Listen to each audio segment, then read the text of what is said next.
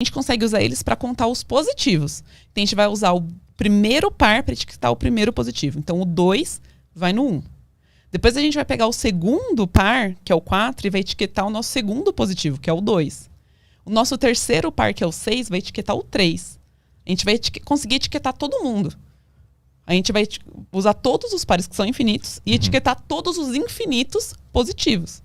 O 2, o 4, o 6 vai etiquetar o 1, o 2, o 3... E a gente vai pegar os ímpares que sobraram e vai etiquetar os negativos. Então, vai usar o 1 para etiquetar o menos 1. Vai usar o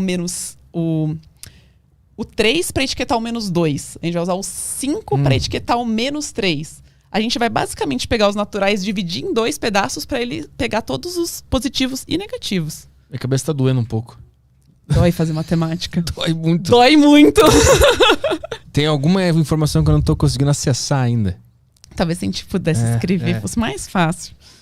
Mas a gente vai ficar umas 7 horas tentando entender. Mas tá tudo bem. Se eu ficar aqui. Mas aí, a partir disso, a gente entende que existem tamanhos de infinitos diferentes. Mas esse cara tem o mesmo... O lance é que os naturais têm a mesma quantidade de caras que os inteiros. Porque a gente conseguiu usar... A etiquetadora que a gente coloca 1, 2, 3, 4, 5 nos naturais, a gente conseguiu colocar no 1 menos 1, 2 menos 2, 3 menos 3. A gente foi distribuindo essa etiquetadora e conseguiu etiquetar todo mundo. Então esses dois têm o mesmo. Tem o mesmo, não é o dobro de infinito. É o mesmo infinito. E por que existe então esse conceito de infinitos de tamanhos diferentes? Porque a gente chega nos cara muito doido que são tipo os números reais. Que são os números que tem os naturais, tem os inteiros, tá todo mundo lá dentro fazendo festa. Mas tem o pi, que é esse cara que você já viu no documentário, que ele é infinito, não tem nenhuma repetição na vírgula dele. Ele também tá lá dentro daquele conjunto, sabe? Tipo, tem o 0, tem o 1, tem o meio. Tem o 0,25. Tem o 3, o pi menos 3, ele tá lá também dentro desse intervalo, sabe? Tipo, tem um monte de cara dentro desse intervalo.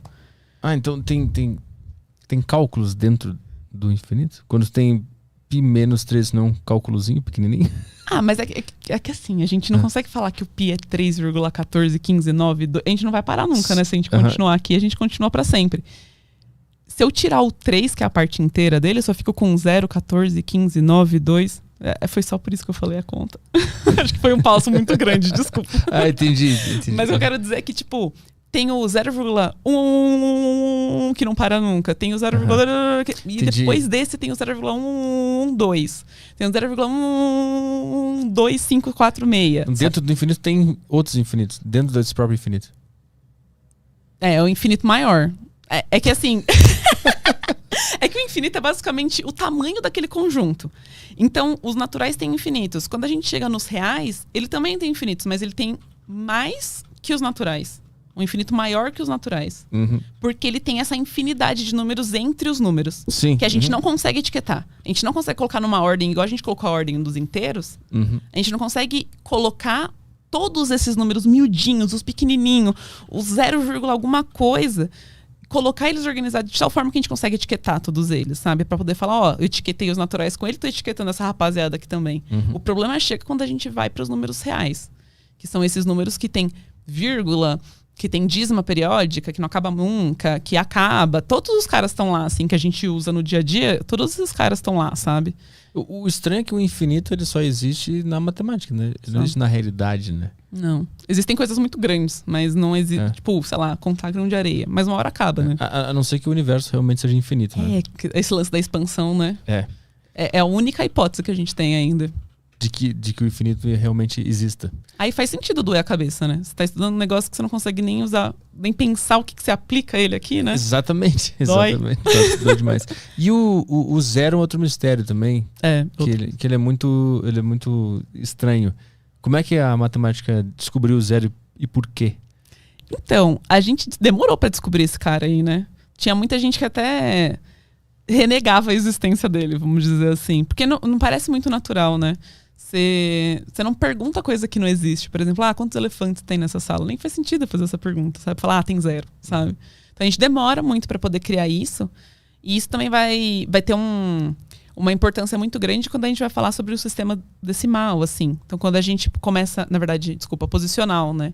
Então quando porque a gente começa, os romanos, por exemplo, eles vão usar o palitinho para falar o 1, o segundo palitinho para falar o 2, o terceiro para falar o 3.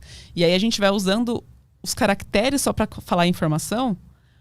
Isso daí não precisa do 0. Mas quando a gente se organiza para poder falar o 1 e depois do 0 isso significa 10, né? Tipo, a gente precisa do sinal gráfico 0 para poder falar aquela quantidade, porque a posição, se o 1 tá mais à direita, ele vale menos, se o 1 tá mais à esquerda, ele vale mais.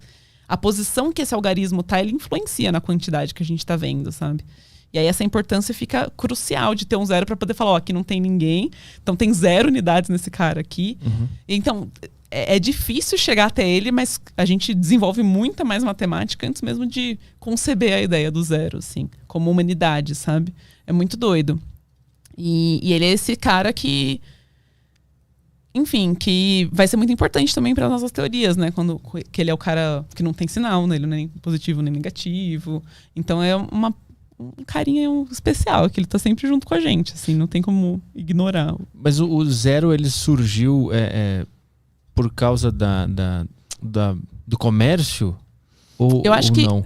Se não me falha a memória, ele surgiu mais pela necessidade de posicionar os números com o valor dele do que com... Porque o comércio já existia antes da gente poder falar o que o 2 é o 2, sabe? Uhum. A gente já conseguia fazer essas coisas. Mas eu acho que a partir do momento que a gente quer sair do... Porque fazer conta com o número romano é uma merda, né? Tipo, ninguém vai fazer continha de pé com o número romano, porque não é a posição que ele tá que influencia. Eu acho que eu não tô conseguindo ser clara nisso, assim. Tá, vou tentar falar, sem fazer o paralelo com os romanos.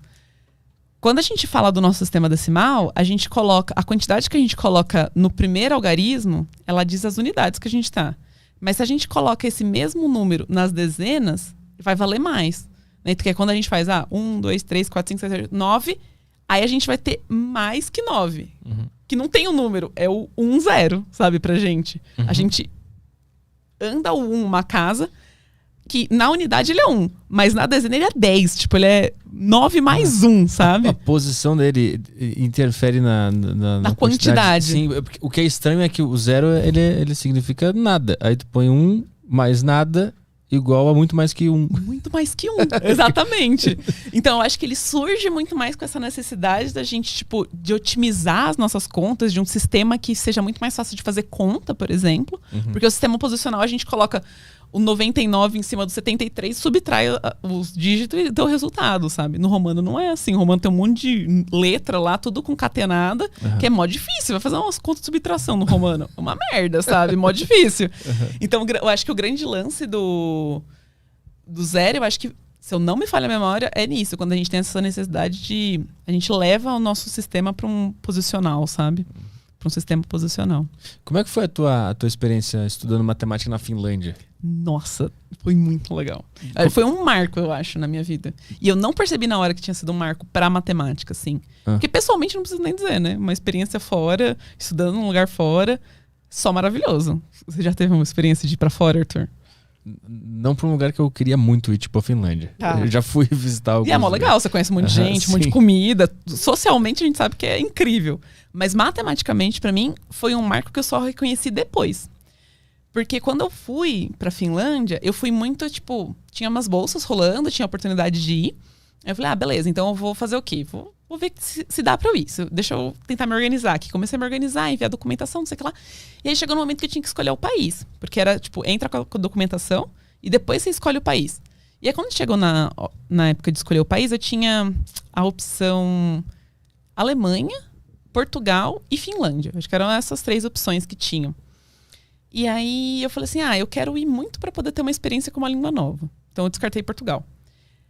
E aí quando eu comecei, eu falei, não conheço nada da Finlândia. Deixa eu começar a pesquisar. Sei que ela é o quê? Principal país de educação. Aí eu falei, isso já é uma coisa legal, sabe? Tipo, o que eu posso ir lá aprender com os caras para poder trazer para uma educação melhor? Dado que minha iniciativa com a matemática era trazer uma matemática mais acessível, né?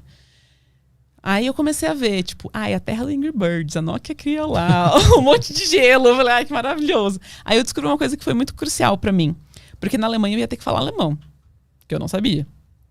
E pra Finlândia, eles também falam, a primeira língua deles é o finlandês, mas lá todo mundo fala inglês. Eu falei, então eu acho que eu vou me dar melhor lá do que na Alemanha. E foi aí que eu decidi a Finlândia. E chegando lá eu falei, eu acho que meu maior Meu maior objetivo é conhecer uma escola finlandesa. E aí eu consegui um contato com uma professora da universidade que me colocou em contato com um professor de escola, uma escola pública da região. E, porque, enfim, escola pública, todas as escolas lá são públicas, são pouquíssimas as escolas particulares. E aí eu consegui acompanhar durante uma semana a escola, assim, foi muito legal. Isso foi uma das experiências mais incríveis, assim, porque eu falei, o que tem de tão especial aqui que não tem no Brasil, sabe? O que a gente tá fazendo de errado? E assim? o que tem lá? Olha, acho que a primeira coisa, tem pouca gente. É muito mais fácil organizar um país desse tamanho, Sim. que territorialmente é do tamanho de São Paulo, né? E tamanho de pessoas, mano, sei lá, um 16º de São Paulo, né? Pouquíssimas pessoas. Então eu acho que é muito mais fácil organizar, menos gente. E eu acho que é cultura, é muito sobre a cultura. Ju, o material é muito diferente? Não. A gente vê, lá ele vem em função, vê as mesmas coisas que a gente vê na escola aqui. É um currículo muito parecido. Ah, Ju, lá a estrutura da escola... Não, é uma sala de aula com as carteiras, a galera senta na sala de aula. Tinha nada demais na estrutura da escola? Não. Era uma escola que tinha... Não era uma escola que estava largada, sabe? É uma escola que estava ali, tem um recurso, consegue criar um ambiente legal para as crianças. Tem uma biblioteca que funciona.